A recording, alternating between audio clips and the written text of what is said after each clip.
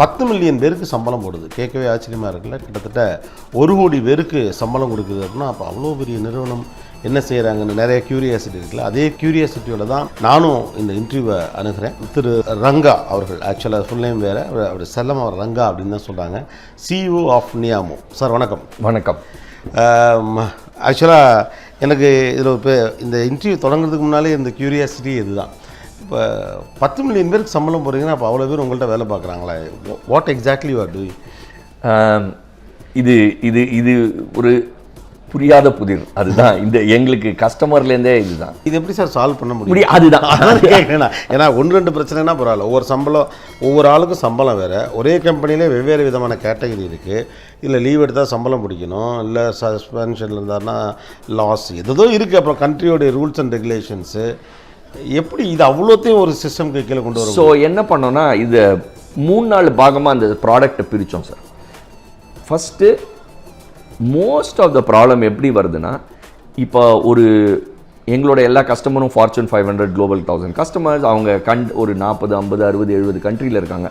So டேட்டாவில் தான் நிறைய இன்புட் கொடுக்குறாங்க இல்லையா. சேயிங் டவுட் எங்கள் இந்த கண்ட்ரியில் 5000 பேர் இருக்காங்க, ஒவ்வொருத்தருக்கும் பேசிக் எவ்வளவு, டிஆர்ஏ எவ்வளவு, இந்த டேட்டா வரதில்ல. ஏன்னா அவங்களோட அந்த சிஸ்டம்ஸில் ப்ராப்ளம் இருந்தால் டேட்டா உள்ளே வந்துடும். இது famous saying, garbage in garbage out. Data உள்ளே வந்தால் சிஸ்டம் எதுவும் தப்பு பண்ண போகிறதில்ல, டேட்டாவை வச்சு அவுட்புட் கொடுக்க போகுது. பட் வேலிடேஷன் தேவைப்பட்டது, ரைட்?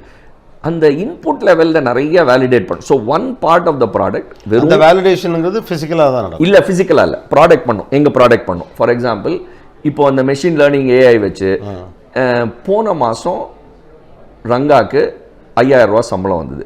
இந்த மாதம் பேசிக்கே 5000 ரூபா வருது. So it will flag saying that ஆட்டோமேட்டிக்காவே சொல்லிடும். AML லேர்ன் பண்ண வைப்போம். அந்த மெஷின் லேர்ன் பண்ண வச்சு வேரியன்ஸ் முழு சம்பளம் ஒரு மாதத்துக்கு ஒரு கம்பெனிக்கு 1 கோடி ரூபா சம்பள செலவு. ஆனால் இந்த மாதம் 1,20,00,000 ரூபா கரெக்டாக நம்ம 20 லட்சத்துக்கு எக்ஸ்ட்ரா ஆள் எடுத்துருக்கோமா, இல்லை இன்க்ரிமெண்ட் சைக்கிள் பண்ணியிருக்கோமா, அதனாலே. ஸோ அந்த மாதிரி இன்புட் வேலிடேஷன் நிறைய பண்ணுவோம் சார். இன்புட் வேலிடேட் பண்ணிவிட்டு அது ஒரு பார்ட் ஆஃப் த ப்ராடக்ட். இந்த ப்ராடக்டை ஒரு 5-6 பார்ட்டாக பிரிக்கணும். First part of the product input validation. ரெண்டாவது அதை வேலிடேட் பண்ணோன்னா எந்த கண்ட்ரி இன்ஜின் கிரியேட் பண்ணியிருப்போம். எல்லாமே ஒரே இன்ஜினில். ஸோ இந்தியாவுக்கு வேறு மாதிரியான இன்ஜின், யூஎஸ்க்கு வேறு மாதிரி இன்ஜின், ஜெர்மனிக்கு அவங்க கண்ட்ரி ரூல்ஸ் படி. So it will send it to அந்த கண்ட்ரியோட இன்ஜினுக்கு அனுப்பும். அவங்க இந்தியாவுக்கு பண்ணுறோன்னா ஒரு கம்பெனிக்கு அங்கே அனுப்பிச்சிங்கன்னா அது கால்குலேட் பண்ணி அவுட்புட் கொடுக்கும். சேயிங் தட் ஆமாம் திஸ் மல்டிப்ளைட் பை திஸ், இது அப்புறம் டேக்ஸ் பிடிக்கிறது எல்லாம் பண்ணி அவுட்புட் வரும்.